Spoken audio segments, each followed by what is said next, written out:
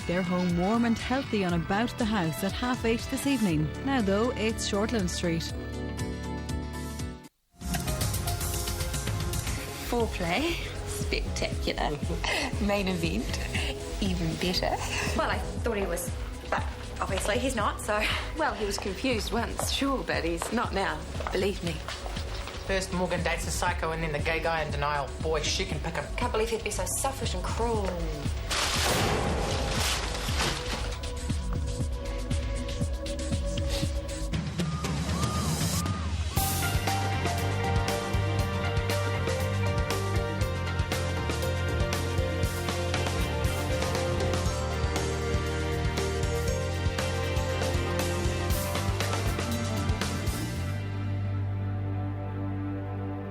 So how close was the guy who came second? Hey, you ready to go? 10:30 on the dot. Tell your mum about your swimming race. I won. Hey, that's great. Which one? 20 metres backstroke, first in his age group. Hey, yay, well done. Yeah, I thought I could get him some one-on-one coaching before the inter-school champs. We may have the next Daniel Loader on our hands. Or I could take him to the pool at the weekend. Please, Mum, can I have coaching? Hey, your dad and I will talk about that later on, eh? Maybe after the meeting this over. Meanwhile, we need to think about a way to celebrate. What about a special dinner? Oh, his latest favourite is Japanese teppanyaki. He likes the knife juggling and the food throwing. I was thinking more like fish and chips on the beach. Well, why don't you two do that tonight and we can do Japanese tomorrow night? No, I want Mum to make macaroni and cheese tonight. Easy peasy. And I think Sarah will be happy. It's her favourite too. No, at home. With Dad too. Just the three of us. Are you sure you don't want to go out? And after dinner, we can build Lego. Well, it's your night, buddy. Tony? Sure. I'll come over after work. Cool.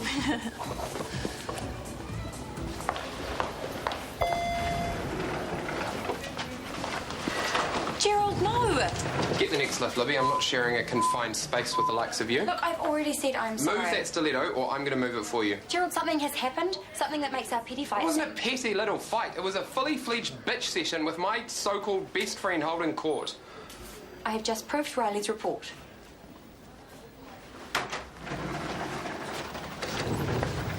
And? Well, I'm only telling you this because you're one of my closest friends. It's true. Yeah, a friend would be happy that I found someone. Well, I am happy if you... That's not what you said to the gathered crones in the staff room this morning. Look, can we just stop? I was out of line, but now we have bigger things to worry about. More specifically, you do. Like what? You may not be Chris's PA for much longer. What? Because Chris might not be CEO for much longer. What? Riley hasn't finished her final recommendations yet, but that is the general gist of the report. Please don't repeat this to anyone. Okay. So what do we do about it? Well, I've just done my bit. And I would be out on my butt too if Riley ever found out that I have leaked this information. What? Wait, I need a copy. Pardon? Of the report. I need to know what we're dealing with. She only gave me a hard copy. So what is it? Back with her. In her office. No, Gerald, it'll be too easy for anyone to get their hands on it. She's going to work on it from home until it's completed.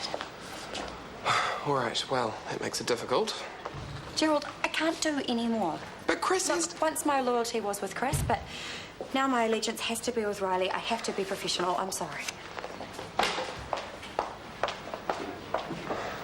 But if you had the report, maybe you could head Riley off at the pass before she even goes to the DHB.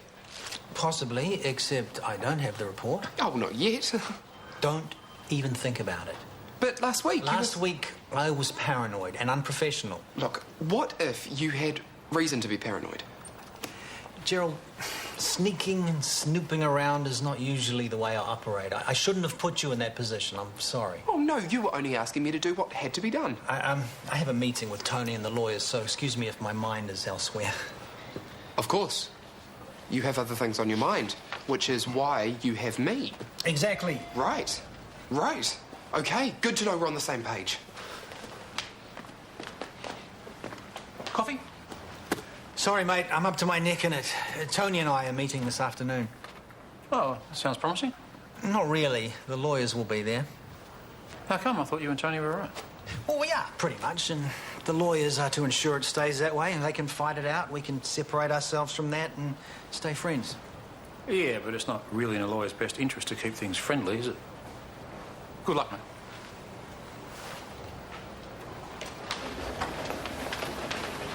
Hey, looking for me? Oh, it's just delivering a budget revision, actually, but you are an added bonus. Are you sure you look kind of funny? Oh, no, it's nothing really, just job security issues. Well, that and the fact that people are talking about us. People? Tanya, Ellis, Libby. And what are they saying? They are convinced that I'm going to burst out of the closet and leave you heartbroken while I run off and join the hero parade. So they still think you're gay? Even though they know that you and I are together? Why am I always the subject of gossip? All I'm trying to do is get on with my life, and these people No, just keep... look, these people are stupid. Yeah, but if you wanted to cool it for a bit, Then what would I do with the dozen red roses I've just bought you? make them part of your hero costume? So what are we going to do to keep the gossipers at bay? Crucifixes? Garlic? I think we just need to show them exactly how wrong they really are. Great idea.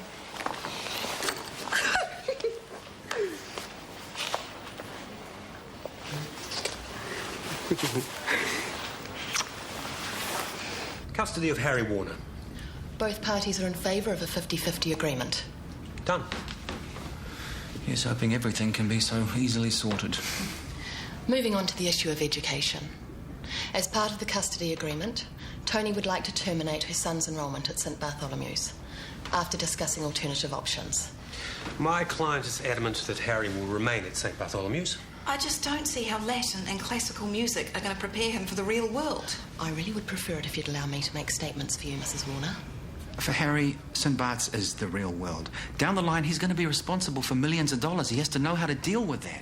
If I could handle the matter. And what if he doesn't want that life? He's simply not an average Kiwi kid, no matter how much you want him to be. So he's just doomed to be a snob, is he?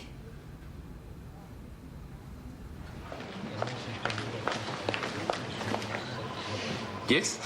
So, how was your evening with Morgan last night? Oh, look, I'm not telling you or anyone else about it. Oh, dear. Well, take heart. It does get better the more often Yvonne! Now, I don't want you going easy on me this afternoon. On the golf course or on your report? Oh, honey, I think you got a little way to go before you're a serious threat to me on the green. Now, there is a challenge if I ever heard one. Yvonne, could you be a doll and give that to Libby for me? It's the key card for my apartment. I need her to pick up my dry cleaning and take it over to my place. She can give back to me tomorrow. It's a spare. I'll let her know.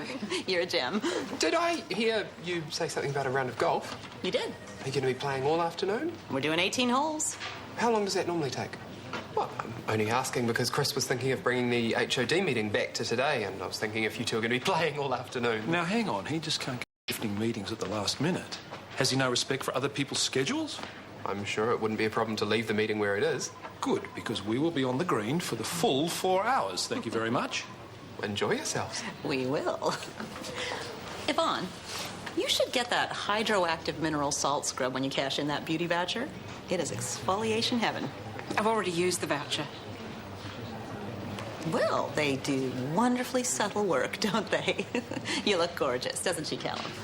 As ever. You are a naughty little so-and-so. You binned that voucher. Getting me to sex up my image. How rude.